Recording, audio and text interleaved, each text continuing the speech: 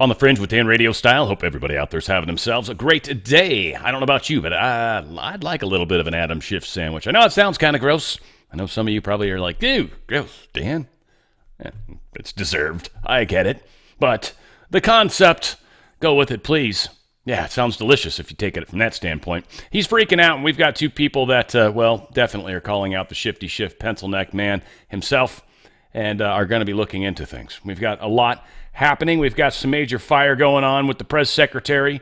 We've got some major scandal that's come out. We've had two really major fake stories put out by the fake media and then kind of refuted. What's beautiful, and I'm actually proud of myself, I'll pat myself on the back for a second, neither of them I was going to cover just because I knew the stories were salacious, who was putting them through, and you can tell because there's always a slant. They're always trying to slander somebody or try to get people believe a certain direction. It's a very funny thing versus just here's facts, here's information, do with it as you will. So we've got a couple examples of those. I ended up pulling the fake story because I found the retraction, and I'm mainly doing this because I want you guys to know, not because normally I ignore this stuff, but every once in a while it seems like it's a good idea to share. Music-wise, coming up Friday, got to be doing Neil Young, or at least inspired by Neil Young. Got some really groovy kind of songs, a little more of that softer 70s kind of, groovy vibe. Crosby, Stills, Nash & Young, obviously Young is part of that. Got some other stuff that's similar to that. Drawing a blank on some of the artists I've pulled. I haven't recorded it yet, but I did pull a bunch of music, so we are looking good on that. Also, a quick apology for tomorrow, Wednesday's show. I will not be here. I will be missing a day. I'm doing something rather fun. Don't want to get into it any more than that, but going to have a fun day. I don't actually ever do anything fun. I have an opportunity to do something kind of fun, and I am going to do that. I will be back, obviously, Thursday, and I will be doing a show on Saturday to kind of make up for it. I'll still get my 6th show in this week, for those of you that are keeping score. There we go, all said. Wanted to start here just because it's a beautiful song, beautiful reminder, because it pissed off the media so much about Kash Patel, and thought it was a good place to start the show.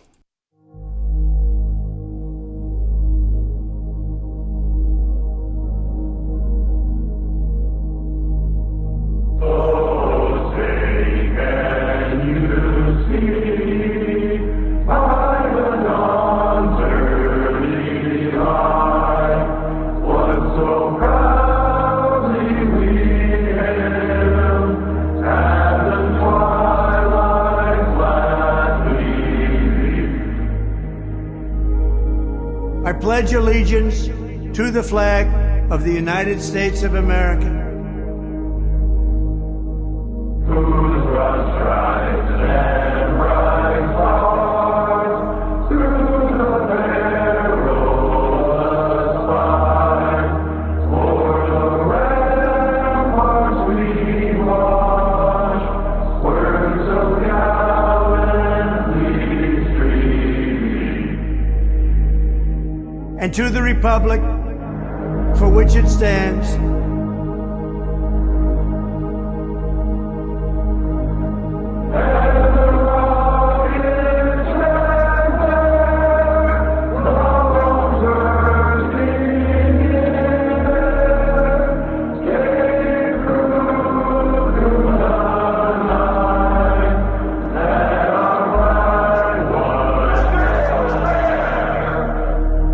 one nation, under God,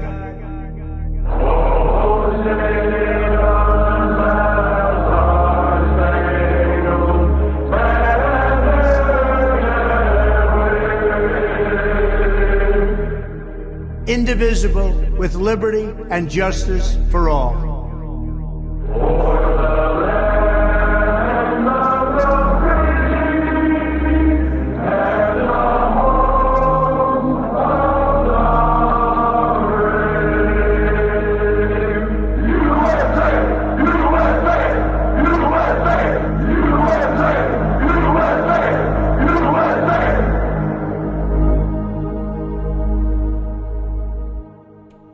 And a quick thank you for being a part of this time with me.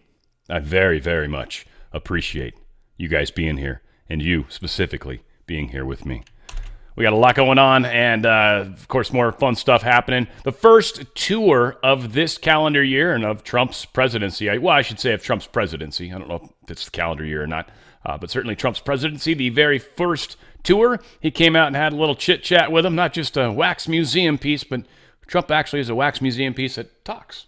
But I want to thank you very much for coming. The tour is so great. We did such a good job. First Lady worked very hard in making it perfect, and I think you're going to really love it.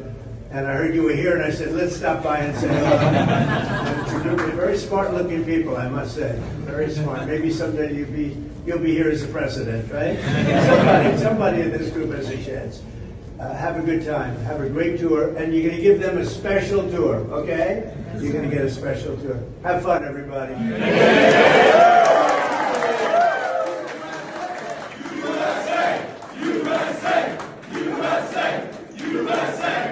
Now, some might consider it kind of trite or crazy that he said, one of you guys is probably going to be president. That's actually probably true. Looking in this photo right here, there's a very strong chance somebody just got inspired and will someday become the president. It is how things work. It is how inspiration works.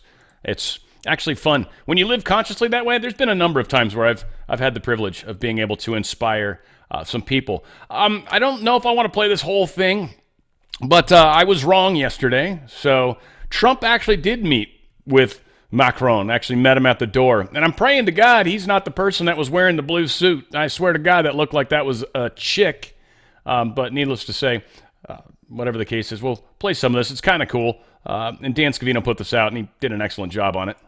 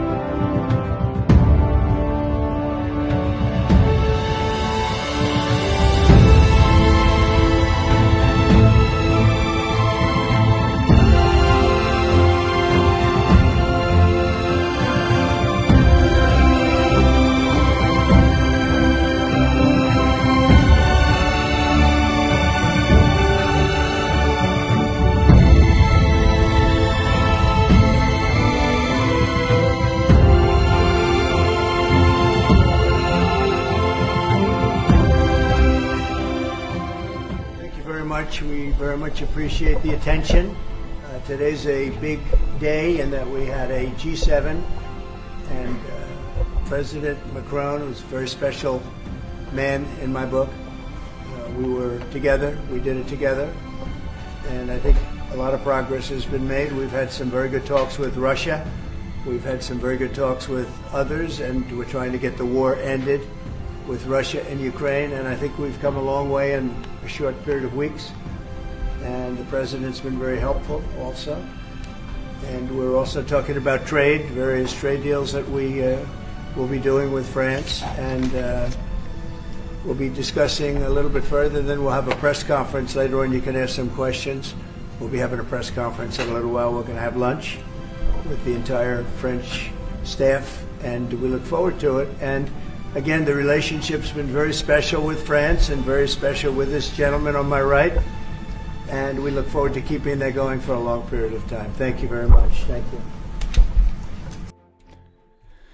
I feel like it's demonstrating something, one, interesting, because me personally, I've definitely thought France was kind of on the G7 side, like not necessarily good side. Trump had very, very good words to say for Macron. And I believe, one, the video done by Dan Scavino and done very it's meant to provoke emotion. It was done with the music and everything. It was done very much with that in mind. So this is really that uniting of the world that's beginning. And again, as I said earlier, I'm just glad you guys are doing this with me, because this is going to be fun. Dan Crenshaw, good old Eye Patch McCain, he got caught on a hot mic saying something that's not real cool. Have you ever met Tucker? We've talked a lot. If I ever meet him, I'll probably kill him. He's the worst person. Kill him. If I ever meet him, I'll probably kill him. If I ever meet him, I'll probably kill him. If I ever meet him, I'll probably kill him. If I ever meet him, I'll probably kill him. If I ever meet him, I'll effing kill him, or something to that effect. Tucker Carlson. Of course, Nick Sorter. What the F? Deranged Congressman camera threatening Tucker Carlson's life? If I ever meet Tucker, I'll effing kill him. I'm no joking. And then Elon Musk's like, why is Crenshaw homicidal regarding Tucker? And Tucker responded, why don't you come sit down for an interview and we'll see how you do. I'll send you my address at Dan Crenshaw at Texas. It's not going to play well for him. Dan Crenshaw is never going to get elected again, which is fabulous. Federal judge declines to temporarily restore AP's full access to the White House. No can do, sorry. Judge Trevor McFadden turned down the request from AP to temporarily lift the ban. Not going to happen that way. And we're also coming to find out there's some new rules because there's a new sheriff in town.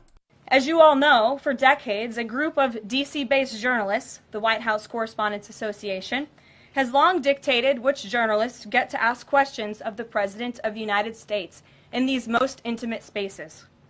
Not anymore. I am proud to announce that we are going to give the power back to the people who read your papers, who watch your television shows, and who listen to your radio stations. Moving forward, the White House press pool will be determined by the White House press team. Legacy outlets who have participated in the press pool for decades will still be allowed to join, fear not, but we will also be offering the privilege to well-deserving outlets who have never been allowed to share in this awesome responsibility. Just like we added a new media seat in this briefing room, legacy media outlets who have been here for years will still participate in the pool, but new voices are going to be welcomed in as well. As part of these changes, we will continue the rotation amongst the 5 major television networks to ensure the President's remarks are heard far and wide around this world. We will add additional streaming services which reach different audiences than traditional cable and broadcast. This is the ever-changing landscape of the media in the United States today. We will continue to rotate a print pooler who has the great responsibility of quickly transcribing the President's remarks and disseminating them to the rest of the world. And we will add outlets to the print pool rotation who have long been denied the privilege to partake in this experience but are committed to covering this White House beat. We will continue to rotate a radio pooler and add other radio hosts who have been denied access, especially local radio hosts who serve as the heartbeat of our country.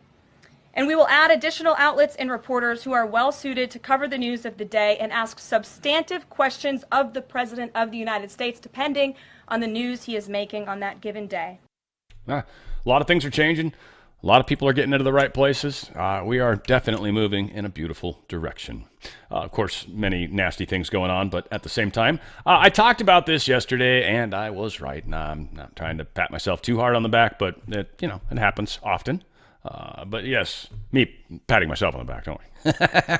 But no, the culprit behind the TV hack thing, I told you guys, the TV in the cafeteria that was showing Trump kissing Elon's feet. I said this wasn't a hack. Somebody got a hold of it, someone that had access, and they put that video on there. Well, that's exactly what happened. Somebody got walked out of the building. It was one of the HUD employees, Department of Housing and Urban Development. They put it out, they put it up, and there's going to be some legal ramifications. They are definitely fired, and there will be some other problems. So I hope they found it to be funny, because it's not going to go far for them. Elon Musk posted this in regards to Matt Walsh's post. Matt said, "I already had a low opinion of many federal workers, but now that I've seen them all melt down and cry because they're expected to provide the faintest evidence that they're actually accomplishing anything with the taxpayer-funded job we've given them." And so he kind of goes on. And Elon Musk said, "The email request was utterly trivial, as the standard for passing the test was to type some words and press send. Yet so many failed even that inane test, urged on in some cases by their managers. Have you ever witnessed such incompetence and contempt for how your taxes are being spent? Makes old Twitter look good. Didn't think that was possible." Yeah, for sure. Doge chief Elon Musk teased Monday that federal workers may receive a second email asking them to list their weekly accomplishments, and that failure to respond to it will result in termination. The Tesla and SpaceX founders' warning came hours after the Office of Personnel Management notified human resources bosses across multiple agencies that responses to emails sent Saturday demanding a list of 5 bullet points detailing what federal workers achieved in the previous 5 working days were, quote, voluntary, and that failure to respond would not be taken as a resignation, as Musk had claimed. The email request was utterly trivial, as the standard for passing the test was to type some words and press send, Musk wrote. We read that. Yet so many failed that inane test, urged on some cases by their managers. So subject to the discretion of the president, they will be given another chance, he wrote in a separate post. Failure to respond a second time will result in termination. The billionaire head of President Trump's Department of Government Efficiency argued the level of concern sparked by the initial Doge demand was absurd and indicative that something is deeply wrong with the federal workforce. So it even sounds like people like Kash Patel's people and people that have top secret clearance, they're going to be told, look, just respond to the email, put 1, 2, 3, 4, 5, and then send it. And then you'll be fine. Just, you don't need to type anything else other than that. Just respond to the email. We're just doing something. We're trying to figure out who's what, where. Trust me, everybody is going to be on top of this. And those that aren't will see a firing. It's coming. Adam Schiff responded to Elon Musk calling him a criminal. It's pretty funny. We'll go ahead and play a Shifty Schiff here. Whoops. You seem to be in the crosshairs here, where Donald Trump would regularly go after you during his first term. We're now hearing from Elon Musk, you're a criminal. We're seeing all of this. Do you have any sense that you may be targeted personally by this administration? Well, I certainly have to anticipate that's very likely. Kash Patel is, about nothing except for being the tool of Donald Trump's retribution. He's now going to be running the FBI. You have Elon Musk directing his hate and his bile and his lies at me on Twitter. And of course, Donald Trump calling me the enemy within. But here's the thing, and I tried to articulate this on the Senate floor just a short time ago. Yeah, he may be coming after me right now, but how long do you think it's going to be before he comes after you? Right. You, yes, an independent voice standing up to him. You, the mainstream media, you, Republicans in the Senate who step an inch out of line. I told my Senate colleagues there was far more room under Donald Trump's bus than there is on it. We saw in the first term, he has no loyalty to anyone. If you think you can avoid his wrath, you're sadly mistaken. I mean, look what's happened to President Zelensky. Trump never liked him. And I also love the fact that Kash Patel is going to come after people like you, the ones you just mentioned. And he's not just doing that for Trump. He's not just Trump's lackey. He's the American people's lackey.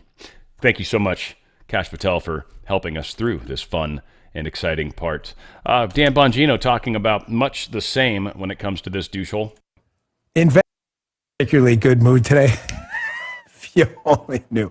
You hear that House on Fire song? It's one of his old songs. This guy's on fire, just like the baby. That house on fire. He is on fire, Schiff. 100% success rate of failing. Why is Adam Schiff so worried? Folks, I strongly encourage you to go back and take another look today at the Russia collusion hoax.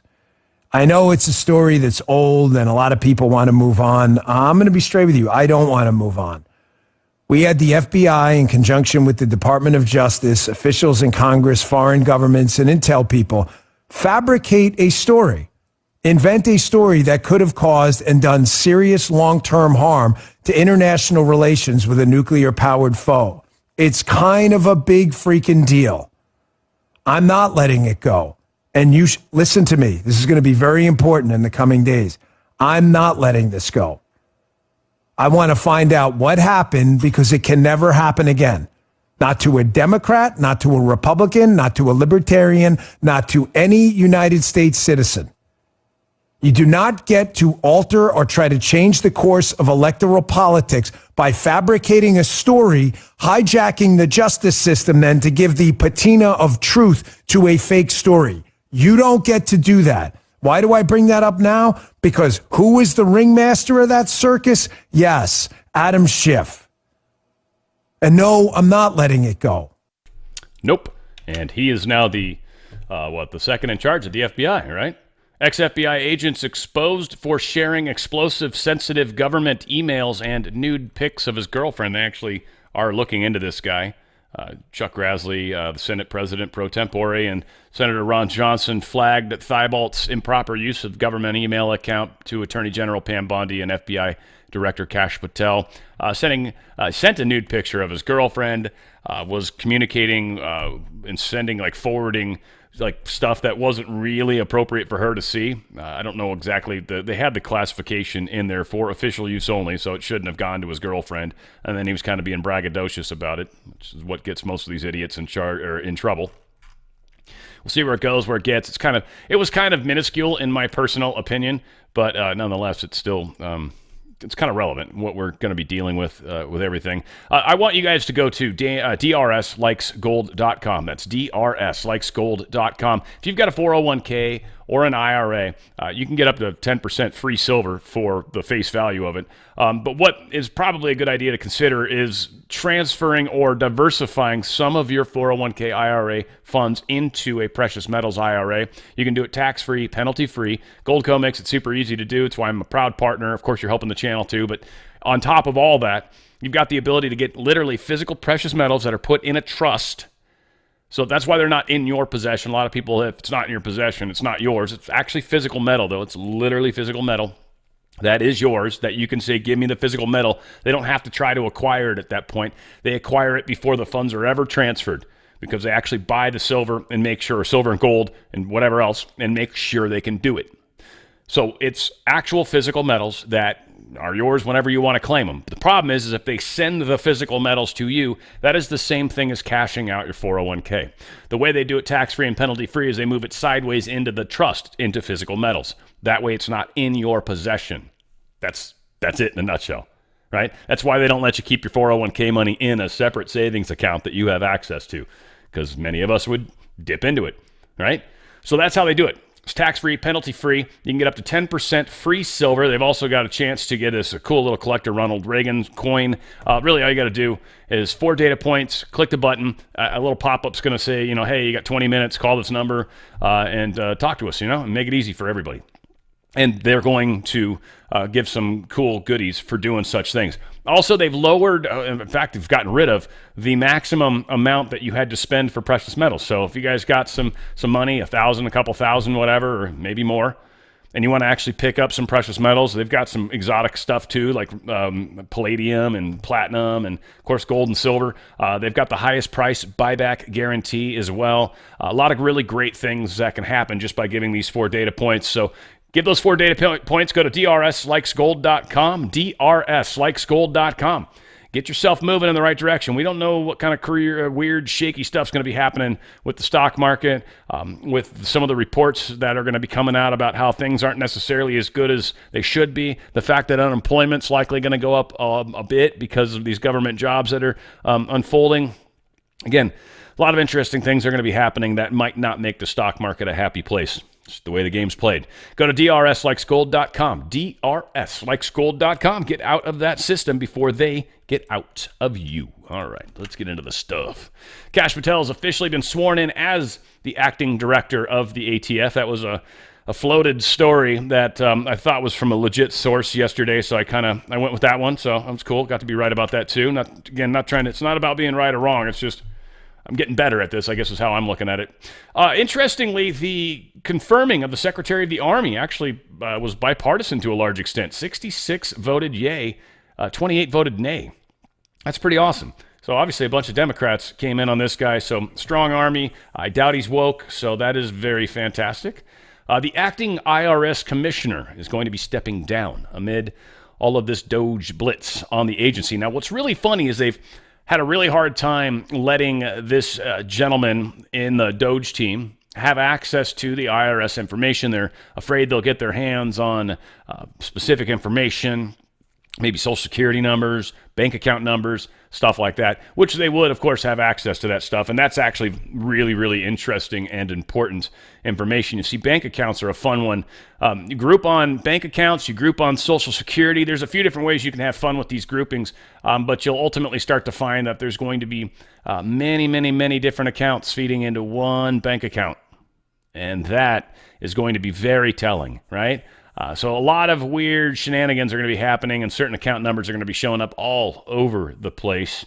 And I think, they're freaking out. They don't want Doge to look at it because Doge will figure out what's going on. Now, like I said, the lies they keep telling us is that, we shouldn't let them. We're trying to protect sensitive information. That's not really what's happening. In fact, we'll get to it. I feel like this was... I feel like there was discussion about how Joe Biden basically gave a bunch of people access. So I'm going to tease that here. I've got that story somewhere, apparently not right next to this guy, which would have been a good place for it, but this is also relevant anyways.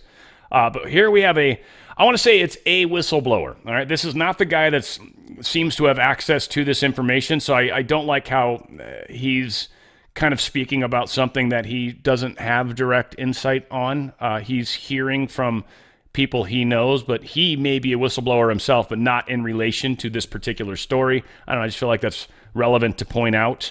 But still, nonetheless, the information is pretty solid, and I think we're going to find out it's true. So let's share this. Look in mind, that's something that you maybe give us a closer in perspective as to what the subversion is happening inside of the building right now. I mean, it's obviously you're going to have like an antibody reaction. Right. Yeah, and I kind of forgot to tease this a little bit. So there is shredding of documents that's going on in the FBI right now. And in the higher, like NSA or CIA, like intelligence people.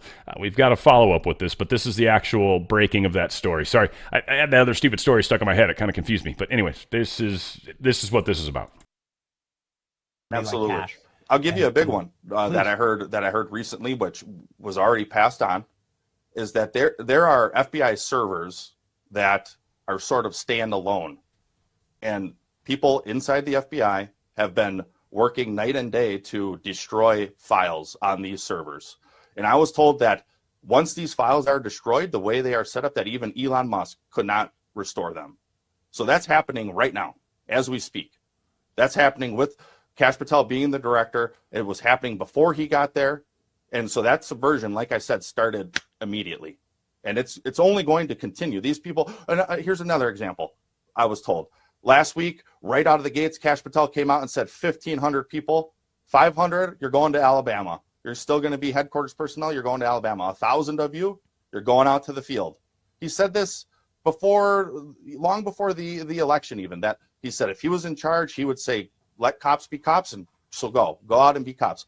Already, people are saying, we are not going to comply with that. We are going to make it seem as if we transferred. We're going to do what they call, quote unquote, paper transfers. And we're not going to obey these lawful orders. I don't know if you heard Stephen Miller in the last few days. He came out and has given a great civics lesson on Article 2 of the Constitution. The FBI falls under the executive branch, and you have these career bureaucrats who say, no, we answer to no one.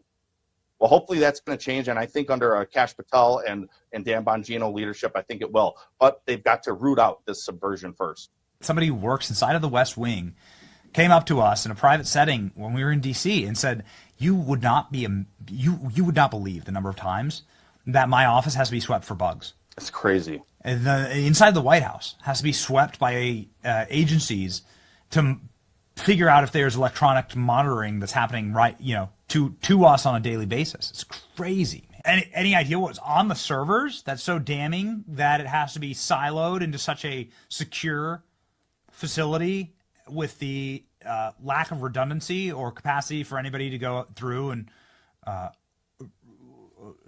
sort of from digital forensics, right? You can uncover most data that's deleted, you can uncover it in some capacity. So somebody's worked very hard to make sure that this data that you're talking about can be deleted and destroyed forever. Any idea what it is?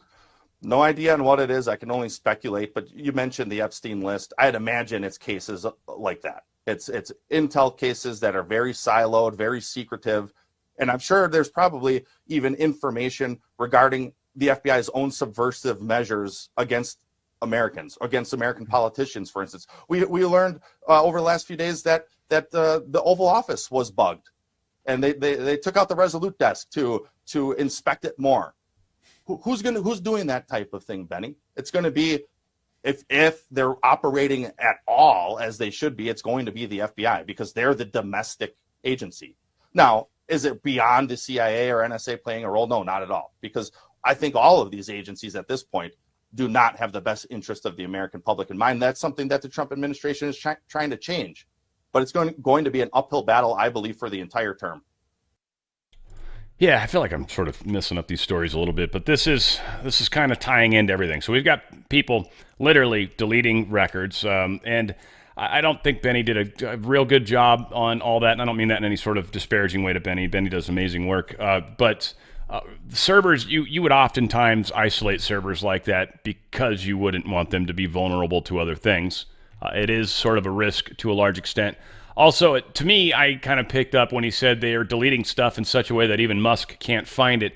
Would imply to me either A, they're doing some sort of strange defrag or something, in which they don't really do it quite like that anymore, but some sort of data movement where they you can essentially kind of move files from one location and start to stack them on the disk within the hard drive. They read from the inside out, kind of like a record backwards from a record, basically. And so a lot of times it'll just start loading up all the data on the inside, and it'll start to build it out, and it keeps all the data close together. It puts similar programs data close together, and that way when the needle has to read, assuming it's a standard like an old standard physical hard drive. Most of them now are going to be like that flash memory kind of stuff, but still, and hopefully that's what the NSA's got going on, but who knows with some of these older systems.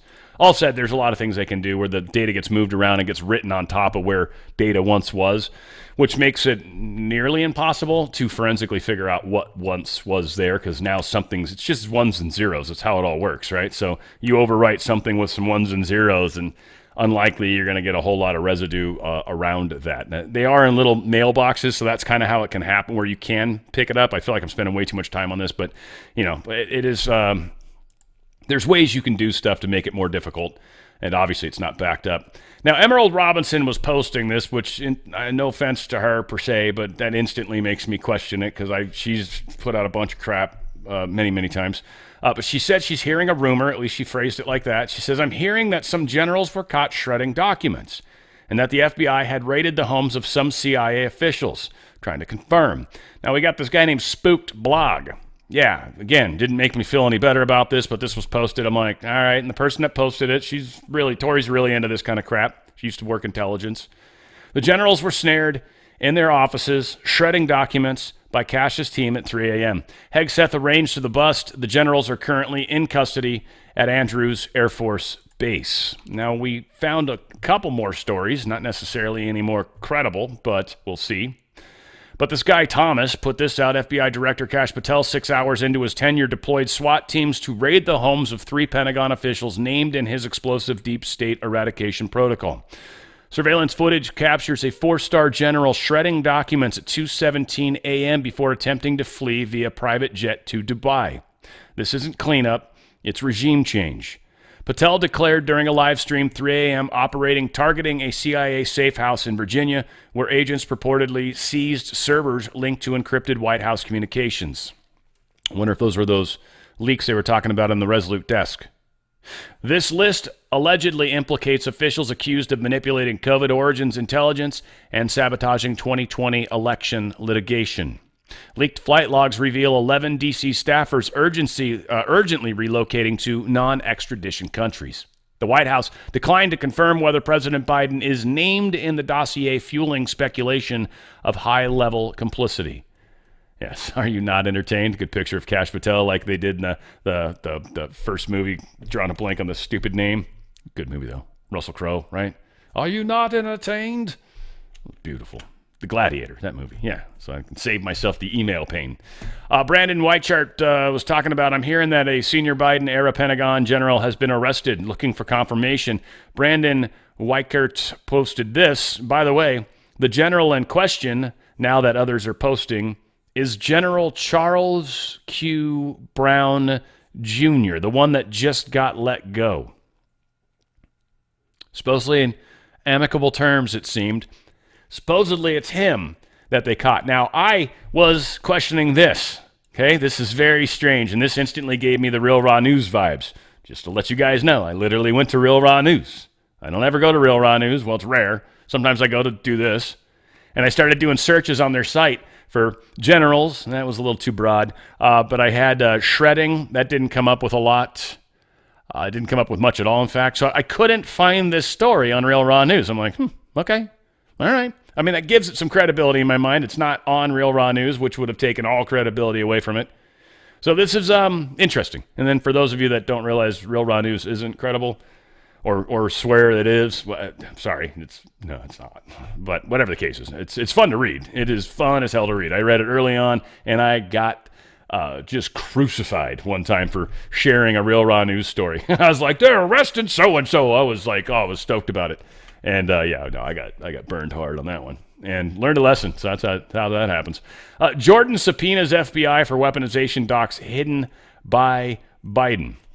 Said under the Biden administration and the tenure of former Director Christopher Wray, the Federal Bureau of Investigation departed from its core public safety mission, suffered from senior leadership failures, and refused any real transparency or accountability for its actions. He's trying to get a lot of the docs that they weren't handing over. So they've done a new subpoena, and I believe our new era, I hope, will be providing the information. The FBI, he says, should possess additional responsive documents and communications referring or relating to the eneogh officials threat tag, including internal documents and communications regarding investigations categorized under that threat. This is... I think it had to do with them going after people in the schools, the board, the board members, how they were targeting those people, how radical traditional Catholics and stuff like that. So they're trying to get some of the information around a lot of the investigations that the FBI was doing against their political opponents. We've got more, what was this, Judiciary? Who did this one? FBI, Fox. Pretty good, though. They're talking about a number of the Crossfire Hurricane investigation, Russia collusion. They're talking about a bunch of stuff. It's a pretty good little snippet. Lawmakers are putting the Biden-Harris administration and their weaponization of the Department of Justice under the microscope. There are several examples lawmakers are expected to highlight of American citizens and political opponents being targeted, including the Crossfire Hurricane investigation into so-called Russia collusion, FISA warrants targeting Carter Page, and delaying and shutting down an investigation into the Biden family. Jonathan Fahey is going to be testifying today. Joins me now. Jonathan, what will you tell the members of Congress? I think the two biggest points I want to get across is with this weaponization of the DOJ during the last administration and by the Democratic Party, not only have the people that have been weaponized, how that's undermined the entire system, but also the attention was taken away from far more important issues like violent crime. So we saw during the Biden administration, violent crime went up dramatically while they were focused on all of these political issues. So I think that's really important for people to know. Not only is the weaponization in and of itself harmful, but there were other harms as well. Because as a prosecutor, as a federal prosecutor for 17 years, what you typically had to do, you would intake cases and you would decide between one case and another case. It wasn't just one case or nothing at all. So I think that's the biggest harm. We as Americans suffered in terms of public safety as well as public confidence in the judicial system because of this weaponization. And so I know the focus is regaining that trust going forward and sort of making sure the DOJ does what it is supposed to do. But can anything done to hold the wrongdoers from the previous administration accountable? Well, I think it needs to be looked into, and if people were doing something wrong in terms of, violating the law or other things, they should be held accountable. But I do think the most important point is moving forward. How do we move forward with this, and what do we need to do? And I think it really starts in many respects sort of bottom-up approach. What is going on at the street level, the community level, and focus on those crimes that are most impactful in people's lives. And you see both Pam Bondi and also Kash Patel seem to be focused on those issues. And I'm talking about violent crime, I'm talking about fentanyl overdoses, talking about gang crimes and things like that. But certainly if people did something wrong, they should be held accountable. But moving forward on public safety is probably the most important thing this DOJ and this FBI can do. Meantime, anti-ICE activists are working to disrupt operations by posting photos, phone numbers, and names of agents on posters all across Southern California. This is so wrong and it is so dangerous. The Department of Homeland Security condemning the posters, writing, "These pathetic activists are putting targets on the backs of our law enforcement as they shield MS-13, Tren de Aragua, and other vicious gangs that traffic women and children, kidnap for ransom, and poison Americans with lethal drugs. These individuals will be held accountable for obstructing the law and justice. This should not be controversial." So, Jonathan, as a former So again, all these things are coming together. All of this stuff is coming out. We as a people are working through this. It's painful. Finding out deep state bureaucrats are threatening to sell state secrets if Trump isn't nice to them. Basically, the move here by CNN, and again, this is one of those jack stories, but this actually took some traction. It's kind of funny. But they're saying a lot of these people that might get laid off from the CEI, well, they might be a little bitter, and they might decide to go and sell this information to another country. Well, I'm going to tell you something. I guarantee you one thing that's going to be happening is there's going to be a lot of there's going to be a lot of good agents, I should say, trying to catch these bad agents, right? Trying to snare them, trying to see if they can get some information from them, see who's willing to play. And those willing to play are going to get themselves a seat to Gitmo. And on top of that, that's hardcore treason. Yeah, that's not looked upon fondly. So I almost dare you, some of you guys. Now, I know some of the Central Intelligence Agencies, of course, the people feel that they're better and brighter than everybody, and maybe in some cases they are even. But, yeah, this is the kind of world we're living in. They're deep state people. Deep state people are going to do what deep state people do. So this, let's see, unacceptable, all those will be held accountable. Okay, so there's, this story was kind of annoying, and I ended up covering it. I don't know if this is, no. I actually didn't pull the original story, I guess. I thought I had it in here, but there is a story going around, and I just didn't think it was all that big a deal. Maybe I should have. Who knows? But there is a DEI chat room, a few of them apparently set up by the DNI. NSA was also called out in some of that. And so they were doing these chats about, gender stuff, DEI, all that kind of crap, just really weird stuff. Some of them were even going so far as to slam Tulsi Gabbard. I think prior to her getting confirmed, but the idea of her being confirmed was sort of being called out in that. So concerns around that. I don't know. She finally responded to it. Tulsi Gabbard did and wasn't happy about it. Said DNI Gabbard responded to the illicit chats created by intelligence workers, right? She says behavior is unacceptable. Nah. It's kind of a weird story. Let's see. On FBI, February 11th and February 19th, the GOP oversight sent a letter to the Justice Department asking for status on releasing the Epstein files, as well as JFK, etc. This is Anna Paulina Luna following up on this. The DOJ has not responded, she says, reaching out on X because we can't seem to get a response at AG Pam Bondi. I would assume there are enormous implications with releasing the Epstein list. Do I think it should not be released? No, I think it should definitely be released. Do I wonder if I had the list in my hands, would I possibly look at it and be like, crap, man, there's some people on this is really going to cause some problems when this comes out. Like this is going to do some extraordinary damage. And everyone in the room is going to be like, and we need to ultimately let the people know, right? But we're about to go into a constitutional crisis if this list is out or whatever, or Dow Jones crashes because we find out so many of the CEOs are part of this. Like, there's a lot at stake. Now, again, should that keep it from coming out? No, and that's, I think, a lot of you guys that are screaming, but that doesn't mean they shouldn't get it out. I'm not saying they're not going to get it out. What I'm saying is I can see why she's dragging her feet. I think it's coming out. But again, Kash Patel said day one. It's not happened. And it's on Pam Bondi's desk. It's in his boss's hands. It's not his call.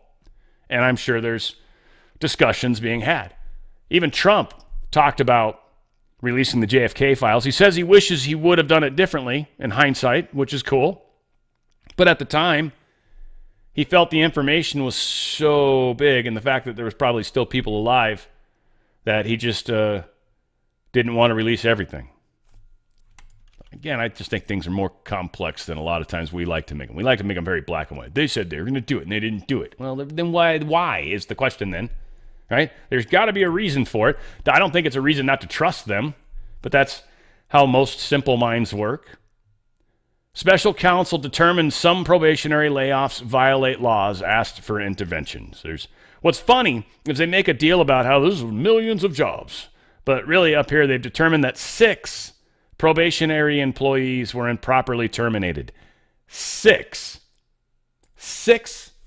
people that were probationary were improperly terminated. I'm wondering if they had larger roles that Biden put into play right before he got out of office, is my guess. Now, again, this is just holding it back while this works its way through the courts. But again, this Daily Mail, or The Hill, crap rag as well, goes to pains to try to talk about how this affects, all sorts of agencies and millions of employees. It's like, no, it doesn't. 6 people. That's what this is about. Don't try to make it out to be more than it is. It's 6 people. Probably people that are total doucheholes. So whatever. We'll see who they are, hopefully, eventually. Federal technology staffers resign rather than help Musk and Doge. This is one of those fake stories that went out. This is an awesome fake story.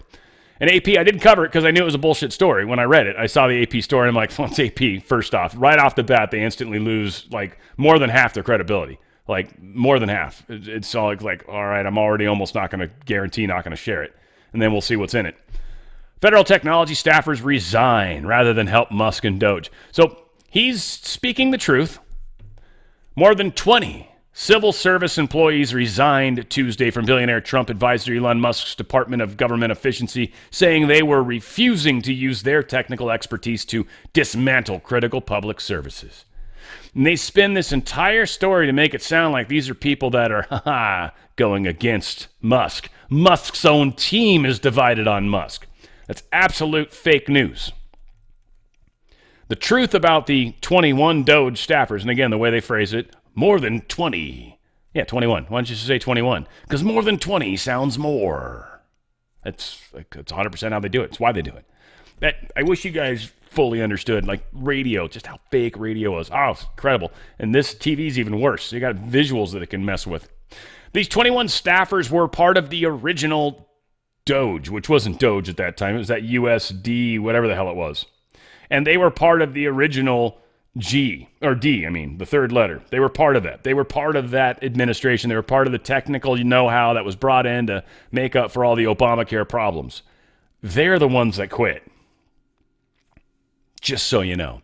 It's not Musk's team. It's not part of Musk's geniuses. In fact, these are probably DEI hires. They're probably not even smart. They probably didn't know what the hell they were doing and probably were very intimidated by the actual intelligent people coming in. So that is the real story. And of course, AP wanted to spin it the way AP wanted to spin it. Let's see if I can find where I was. We will get there. There we go. Cool. So yes, messed up. Noem ends Biden-era use of controversial app to allow migrants to board flights, except unless they want to self-deport. They are no longer allowed to fly without proper identification. That is done. That is ended. So there is no longer going to be any illegal immigrants flying around our airports all over the place. That's done. Per multiple federal law enforcement sources, take it for what it is, Bill Malugin sharing it, anti-ICE activists, which have been disrupting and live streaming ICE operations in the LA area in recent days, have now put up posters doxing SoCal ICE and HSI agents, revealing their faces, names, and phone numbers. I'm told ICE is aware and investigating, and we've got to follow up on that.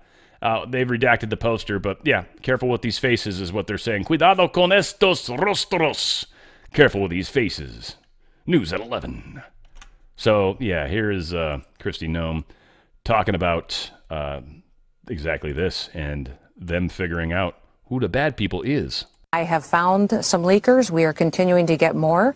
They will be fired. There will be consequences. And remember, when they leak information to the press in order to blow an op, they are putting law enforcement lives in jeopardy. They are risking their lives and putting their families in the position where they'll have to live without those individuals any further. So you bet we have used every tactic that we have. If you remember, we talked just last week about how I'm using polygraphs to go after and to really interview these folks. Because we are a national security agency, I have that tool I can use.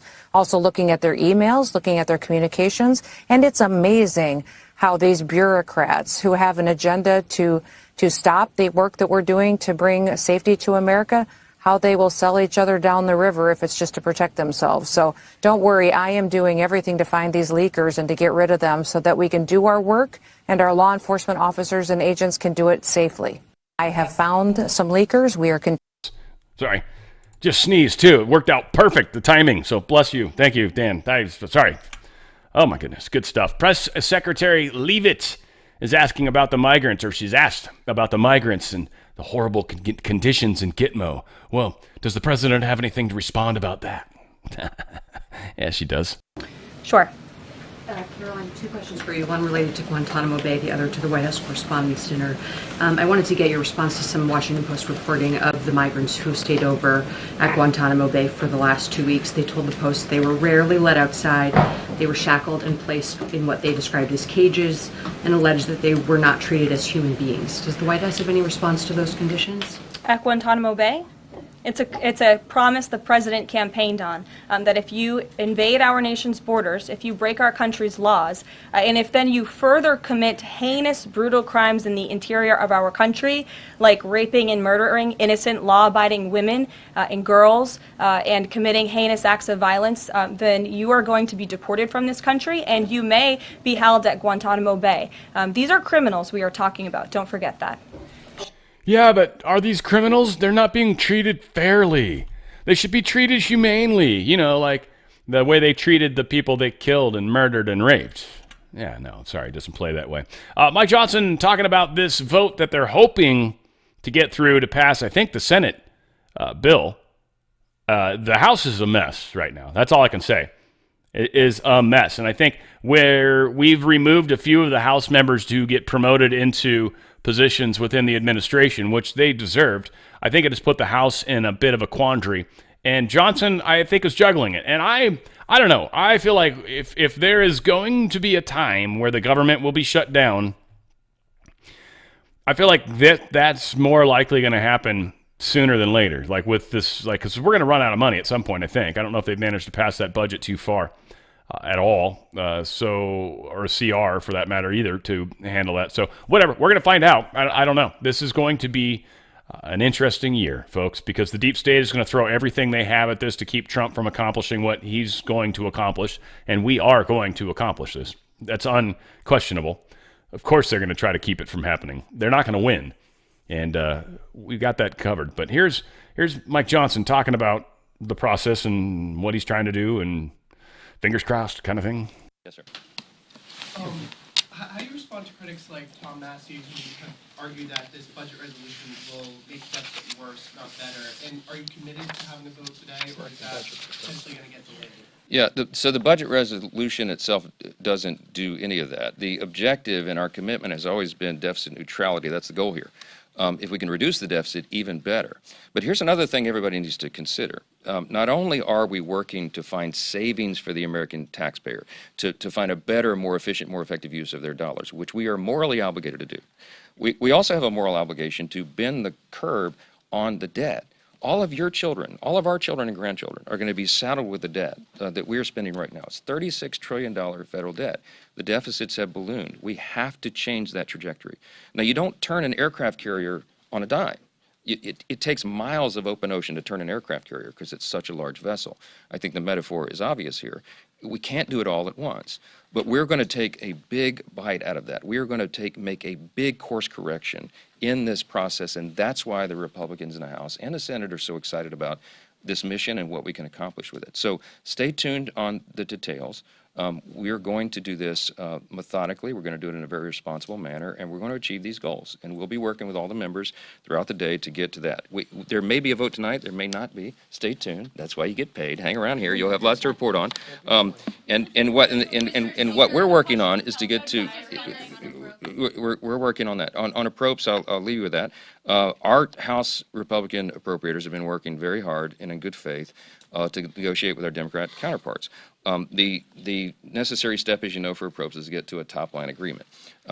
Chairman Tom Cole addressed the House Republicans this morning on the latest developments about how we may be getting close to a number on that. The problem is the Democrats have added something new and different that's never been part of this before. They are trying to add to the appropriations bill a demand that they want us to somehow limit the ability of the executive branch to do its job. They want to tie the hands of the president on what he is able to do with the expenditures in the executive branch. That's never been done before.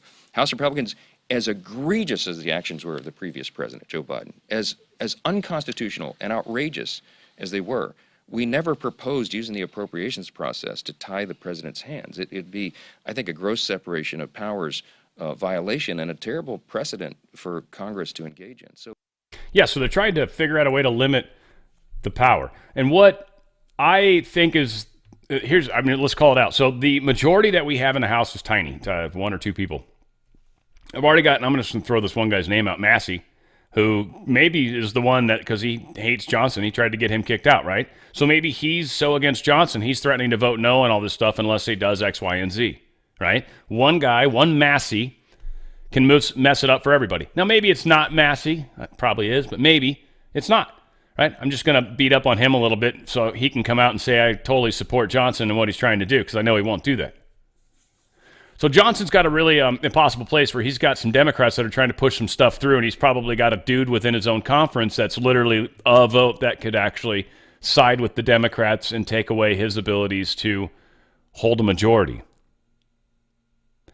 Now, he's not throwing anyone under the bus yet, but Johnson, when you're ready to, please let me know, and I'll be happy to smear anybody on our side of the fence right now that's not playing the game right. This is the one thing the Democrats do to destroy us.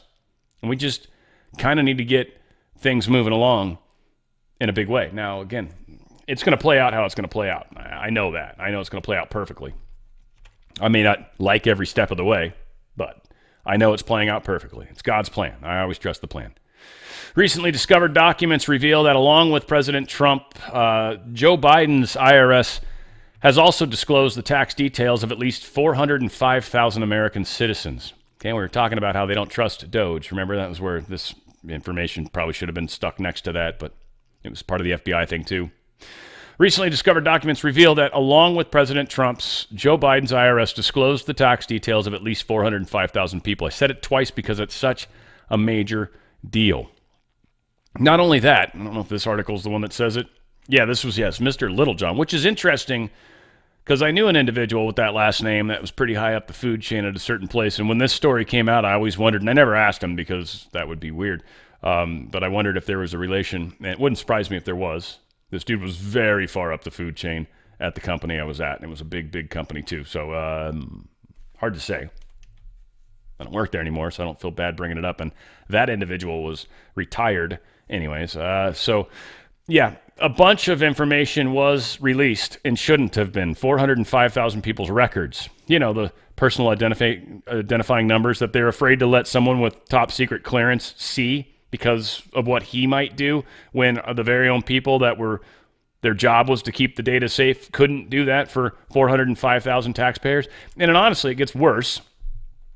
Now we've come to find out that Joe Biden gave 53 researchers, student volunteers, access to this same data. You know, as Democrats raised concerns about DOGE oversight, the Biden administration permitted 291 contractors, 74 other federal agency employees, and 53 unpaid hires, researchers, and student volunteers to access the IRS Compliance Data Warehouse, CDW, according to an Inspector General report issued September 9th, 2024, oddly when Biden was in charge. The report found the individuals were authorized IRS access in 2023. Many of those individuals were granted access to unmasked data that includes personally identifiable information. That requires an approved access entitlement, and access to personally identifiable information also requires executive level approval, which is funny. So Biden was able to give permission to look at this data, but Trump isn't. Compliance Data Warehouse, CDW, according to the IRS, it's just all their databases. I don't want to waste all this time in there, but they had access to individuals' master file, business master files, which is like they're probably all sorts of stuff they've filed, documents, attachments, all that crap. Tax return data for years of tax return data, taxpayer contact information, conversations between a taxpayer and an IRS agent, and actions that took place on behalf of the IRS. They had access to all of that. People that didn't even have classified clearance were looking at our personal information and finding whatever they were curious about. As of September 2023, the CDW had 1,173 users, including 755 IRS employees, 291 contractors, 74 other federal agencies, and these 53 unpaid hires. 1,173. This was back in 2023. They had a worse situation going on than what we're trying to do with Doge, and they're freaking out about Doge. Right. It's not Doge. It's not the one guy having access. It's because we are going to find their secrets. We're going to find out the actual tax returns some of these senators have filed and these House members have filed. And how did you make that kind of money while you were a House member? Dan Scavino Jr. posted this or tweeted this or whichever. I think tweeted. True, or posted, I guess is correct. Was just informed by the government that my taxes were stolen with the unauthorized inspection or disclosure of your tax return information by a contractor between 2018 and 2020. The individual pled guilty in 2023. I am being informed of this breach in December of 2024. This was an older post, but a reminder of the story that just happened. This guy was found guilty 2023. They didn't even bother to tell the people that got hosed by this until way later. And this, again, is where a lot of this leaked information came that got leaked to the news, right? They thought they would never get in trouble. So certain people were probably, hey, go ahead and do me a favor and pull that report and let me know when you got that sent or whatever, right? And so that way it's plausible deniability to the person that okayed it. I don't know if these individuals fall in the sort or if they narc out their people. I would assume most underlings narc out the person above them. FCC to brief lawmakers on George Soros investigation, closed door meeting. So apparently the FCC has been looking into this whole, the 200 Odyssey radio stations nationwide that Soros bought. They pushed it through quickly, which the FCC does not normally move that quickly. I've had experience with them as well. But they pushed it through quickly. Biden was obviously behind it. We also come to find out that it was one of those stations, we understand, were involved with leaking an ICE raid. That was one thing we've heard about. So there's been investigations into all that. This individual Carr, the head of the FCC, is going to be hanging out with the Republicans at their study committee, this RSC. They're going to be led by, Rep. August Pfluger from Texas, hosting a Federal Communication Commission Chairman Brennan Carr in this annual closed-door lunch. and they're supposed to kind of get a heads up on all the stuff with the FCC. I don't know if we're going to find out about any of that, but it is coming out. Congressman Andy Ogles, files articles of impeachment against Judge John Bates. I think this is the one that was saying that Trump had to pay the money. I think he's the one. District Court of the District of Columbia. I'm not sure exactly which case. There's like two of them where I think the judges are being called for potential impeachment. I don't think it's impeachable. I really don't. I think these judges can be dealt with, and certainly will be dealt with in another way. I mean, but I just hate to say it. I don't think what they've done is impeachable. It's not a high crime. It's not a misdemeanor, and I just don't think it fits, right? But whatever. They're pushing this impeachment idea, and I believe it should be handled in a different way. This is not probably going to go anywhere. I don't think. I just don't think an impeachment of a judge happens through Congress. I don't even know if that's ever happened before. New polls show massive support for President Trump and his agenda. It's like pretty shocking. So again, when people tell you, like it happens to me all the time, how pissed off they are at everything, you'd be like, well, there's some pretty strong numbers out there. This is a Harvard Caps Harris poll. 81% of the people in the poll support deporting criminal illegal immigrants. 76% support a full-scale effort to find and eliminate fraud and waste in the government. That's like 3/4. 76% support closing the border with additional security and policies. 69% support keeping men out of women's sports. 68% support government declaring there are only two genders. That actually seems shocking to me. It must be a very conservative-leaning poll. That one, I don't know. I mean, again, I like it, and that's cool, and I think there should be two genders and all that. That's a lot of people to support that, so that's cool. It's one thing to keep men out of women's sports. That's like I'm surprised that's not higher, frankly. And then, this one I'm surprised not lower. Whatever, it's cool. 65% support ending race-based hiring in government. Sweet. I'm surprised that's not higher either. 63% support freezing and reevaluating all foreign aid expenditures and the departments that handle them. 61% support reciprocal tariffs. 60% support direct U.S. negotiations with Russia to end the war. 59% support cutting government spending already approved by Congress. That's huge. 57% support ending the ban on new offshore drilling. That's also huge. So again, somewhat of a conservative-leaning poll, but still, there's a lot of numbers that are pushing us in the right direction. We've got the support. Paramount and Trump agreed to appoint a mediator to try to settle this $20 billion lawsuit that they've got going on. We'll see how that works. Their lawyers representing, they've agreed to bring in a mediator to facilitate discussions, is how they phrase it. Doesn't sound like it's going to guarantee anything, but whatever. $20 billion's a lot, obviously. Trump, I would say he probably deserves it. And it could have cost them easily that much money in business. It might be very easy for them to prove that. But we'll see. We'll see how that continues to move. Democrats charged with election fraud amid party's efforts to obstruct election integrity measures. Whoops. They, of course, criticized the Republicans about being election deniers. But we've got a Democratic mayor whose supporters, is this Bridgeport? They had to redo primary and general elections last year after evidence surfaced of an alleged ballot harvesting in the Democratic mayoral primary that happened. So that's not good.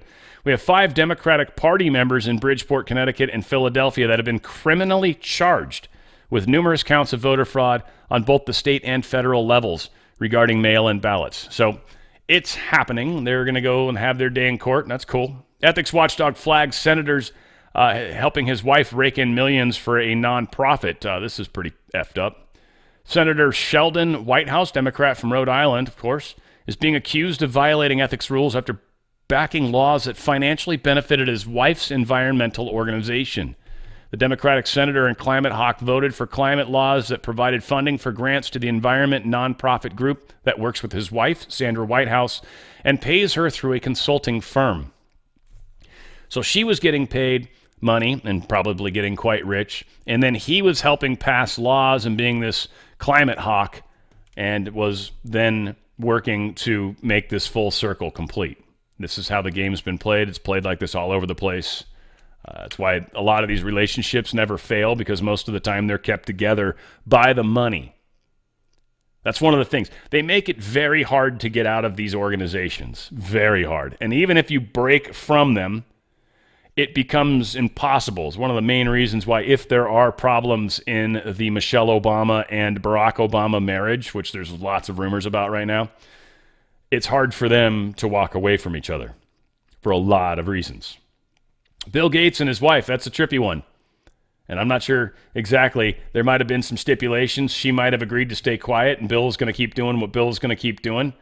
And she was just going to, I'll just stay quiet. Don't worry. If I say anything, I understand. I'll show up dead. And that's literally how the game is played. Literally.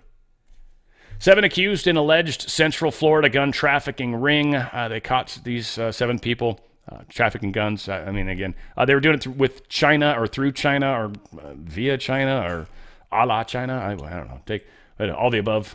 Yeah, they were doing a lot of crazy stuff. Want to remind you guys of the wellness company, twc.health/OTF.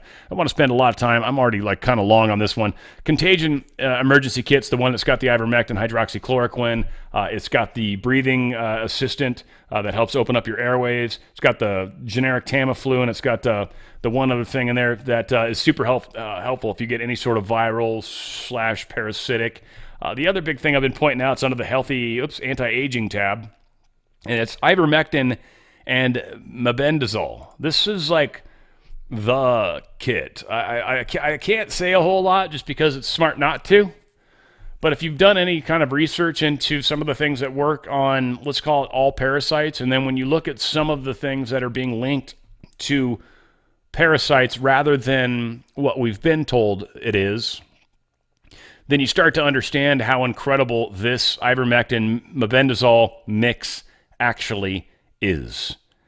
This is a parasite cleanse. It's a 3-month cleanse. It's a 3-month supply. This is meant to do some heavy-duty parasite cleanse. You got a parasite problem. This is a good way to hit it hard, hit it with everything you got, and knock it out. Big time. And 3 months is usually, I don't know how much time there are sometimes between some of the tests that you'll go through, but this might be a fun way to see a huge reduction without having to go through some of the other chemo-ish things. I don't know. Parasite cleanse, very powerful. Go to twc.health/OTF, twc.health/OTF. They got some great virtual care. They've got memberships that you can get into that are fantastic. They've got all sorts of resources too, by the way. Some great doctors. Love these guys. And a whole bunch of supplements that are actually reasonably priced. Really, seriously. For the quality of what you're getting, the fact that you're helping the channel too, all that's baked into it, it's a pretty good price. It's surprising. You're getting a lot for a good price. Go to twc.health/OTF. That's twc.health/OTF. Make that big step into your health, and you'll start to see the improvements in your own life. And that's where you know you did the right thing. White House officials push to axe Canada from Five Eyes intelligence group. This is another fake story that was floating around. Financial Times responsible for this nonsense. Here is Peter Navarro, by the way, who's called out in the article as, according to sources close, one of the president's closest advisors is pushing for the U.S. to remove Canada from Five Eyes. Well, here's Peter Navarro talking about that story. Because I got to be in there. But this nonsense from the Financial Times is a product of a culture in the media where they report stories and never name their sources. And my view is that we should never have to comment on any story where it's based on unnamed sources. Have you ever noticed that? Okay, that was just crazy stuff. We would never, ever jeopardize our national security, ever, with allies like Canada, ever. So please stop doing that. And I have proposed, and I hope somebody's hearing me, that we just don't pay any attention to any questions that are based on anonymous sources. That's all I got to say. We'll talk maybe later today. We got a nice sign in the Oval on another executive order, but I appreciate everything you do. Can we do a quick one on the Canada-Mexico tariffs? Yeah, he's out of there. And by the way, that is key. And I'm just proud of myself. I know I keep patting myself on the back, and I know it's probably annoying to many of you, but it is not easy. I go through a lot of stories, and a lot of people share stuff because they're like, I can't believe they're saying this. And it's like, I get why you're sharing it. I can't share that because that's just stupid, and I'm not going to give these people a platform for their crappy news source, right? So yeah, I'm not surprised they're saying it. Like Joy Reid crying, I didn't care. Who cares? It's not worth it. I don't want to give her any more time. Doesn't matter. Her time's up, right? We already accomplished knocking her out. The best thing you can do to somebody that's used to being in the limelight is to never talk about them again. That is the meanest, harshest, cruelest thing you can do. So if you want to be, best way to punish somebody that deserves a punishment is that way. So there are a lot of stories that come out. Now, I will say, and here's one of the keys to keep in mind. Let's say, for example, like happened recently, FBI posted a story, or Patel posted something to all of his FBI people. And then that got leaked from anonymous sources. Yeah, that totally happened. And here's how I know. Because he said it to a bunch of people in the FBI. And of course there's a bunch of leakers, or a number of leakers. Let's say it that way. A number of leakers in the FBI. So of course that was going to get leaked. Now, here's the thing. I think they sometimes do this because they're looking for the leakers, just like Kristi Noem is catching some of the people in ICE that are leaking. Sometimes you do certain things because you know you can catch them. And sometimes it just happens all on its own and you catch them because of it. Whatever the case is, this is kind of getting into that genre, I think, a little bit. The CDC has defied Robert F. Kennedy Jr. and President Donald Trump by taking part in the vaccine meeting with the World Health Organization this week. They weren't supposed to. It was in Atlanta, I believe. They are attending it remotely, but they weren't supposed to attend it at all. And this is the one where the WHO talks about the upcoming flu vaccines that are going to be pushed globally. And of course, the CDC wants to find out what are the ones that we're supposed to push here, you're telling us? Or are they supposed to tell the WHO, these are the ones that we've manufactured. Here's the ones we recommend. They wouldn't say it that way. Here's the ones we've manufactured. But they would basically say, here are the ones that we recommend that we protect against this year. This is what we've told the pharmaceutical companies, and this is what's going to happen. And so now everybody is on the same page, right? But whatever they believe doesn't matter. They're on the same page. So they have gone to this meeting, even though they were told not to. Not sure what happens from that. I'm sure some people will lose their jobs. Whoever made the decision to okay that, I'm pretty sure they're fired. And there's always the adage in work. I don't know. Some of you guys know this. Some of you guys don't. But there's a lot of times where you'll choose to do something because it's easier to do it and maybe get in trouble than ask for forgiveness later, rather than ask to do something that they're probably just going to say no to no matter what. And it's not that you're trying to do something nefarious. It's sometimes you're actually trying to do something that's right and going to help and might be cutting a corner or something maybe. And if you can get away with it, you're going to do it because you just made things significantly easier and got it accomplished. And if nobody says anything, sweet, we just accomplished what we needed to. If somebody says something, be like, not supposed to do that? Cool, sorry, whoops. And it happens. I mean, it's just the way the world works. Mysterious illness in Congo has killed more than 50 people hours after they felt sick. And it's all going back to somebody ate a bat. And then they've now gotten a whole bunch of, 3 children ate a bat and got a bunch of people sick. And then these people get sick and die within 2 days. Sure does sound familiar to other things. What also bothers me, it's in Africa, Congo, in Africa. One of the places where a certain somebody has been super heavily pushing vaccines all over the place. Now, I think Congo, I think, my geography for Africa sucks balls, and my knowledge of all the tribal warfare going on out there is horrible as well. But I do believe Congo, it's heavily like militia controlled or whatever, or I don't know, rebel control. I don't know. I don't think it's a good place per se. I don't think it's clean and sanitary either. So I don't know. Whatever the case is, the place is a mess. Defense Secretary Hegseth went to Guantanamo today. At the time of starting recording, he had just landed, just wheels down. I think I had an image of him or a video of him somewhere getting on the plane, which was kind of cool. But yeah, he's going to get down there, talk to a lot of people, find out what's going on, yada, yada, yada. I don't know what we'll get from it. I'm sure he's planning some stuff probably too. I mean, to show up in person is a big deal. And you're also meeting with specific soldiers that are going to start to play a big role in the battle that is going to continue to ensue in front of us. 17 countries voted with the U.S. against the Ukraine resolution, but overwhelmingly it passed. A whole bunch of countries didn't vote at all, including China and a few other countries. So this Ukraine thing is playing out kind of interestingly in a big way. NATO freaks out, scrambles some more planes in Poland because Russia flew. They're saying it was over their airspace. I doubt it. I'm betting it was right on the edge of the borders, possibly leaning in the Ukraine side, but whatever the case is, Poland freaked out because Russia was flying their Tu-95MS. The 95MS specifically is their nuclear-capable giant bomber. That's that prop-driven guy. He was heavily defended, too. Had lots of fighters with him. But, yeah, this freaked out people in Poland.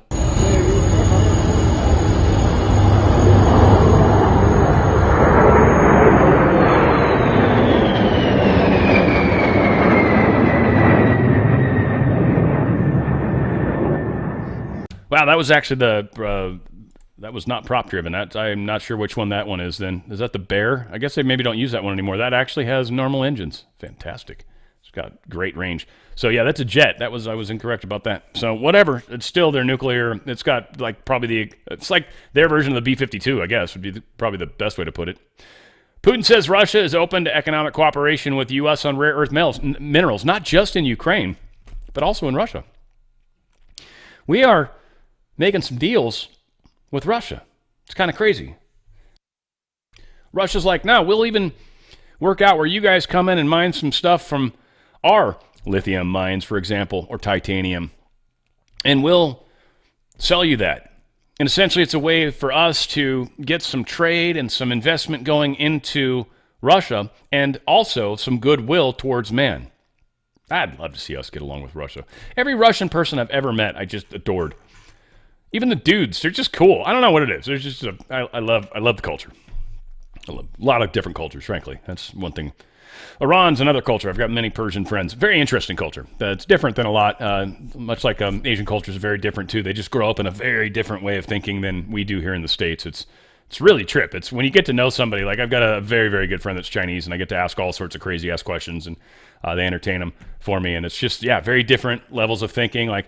Her mom died, and I got to ask her, like, well, do you think she goes to heaven or someplace else after? And she's like, no. And I'm just like, and I don't, like, try to talk her into it. I know a lot of you guys, well, Jesus is your Lord and Savior. No, I don't even go down that path at all. I just want to understand where they come from. That's fascinating to me.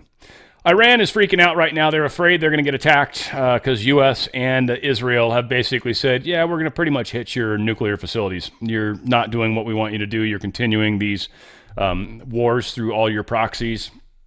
We know you're the problem, and we're done with this. Now, ultimately, the Ayatollah is the problem in Iran. If we were somehow able to help Iran / whatever, because here's the thing, a lot of people be like, they need to rise up. Last time we talked, and I've talked to my good Persian friend about this too, last time we asked them all to rise up, a lot of these students and kids rose up against the Ayatollah, and the Ayatollah came in there and just destroyed these kids.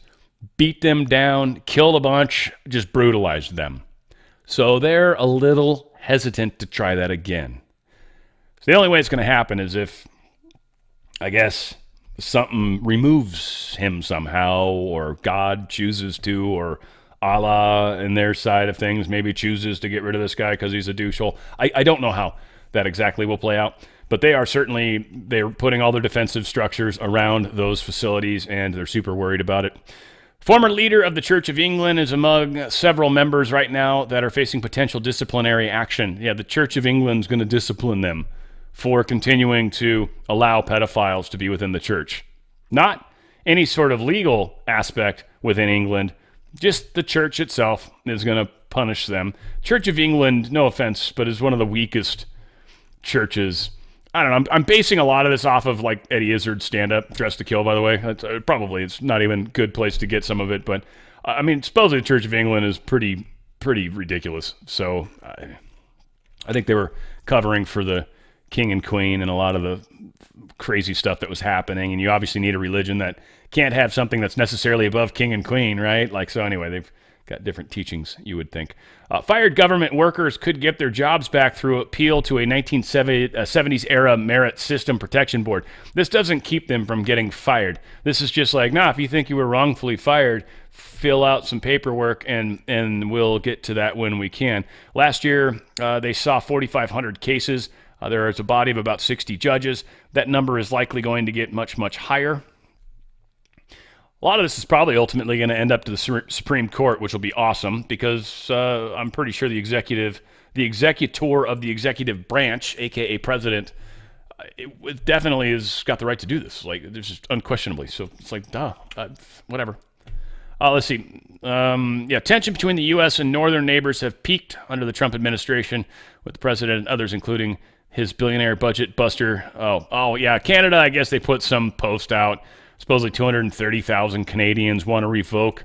I guess Musk has dual citizenship in Canada and U.S. Maybe because he's got a bunch of crap up there that he just wants to be able to go back and forth easily. Don't know. They also want to revoke his passport. So the 230,000 people, I think Musk ended up posting something at some point kind of mocking that to a degree. I don't think it's in the story.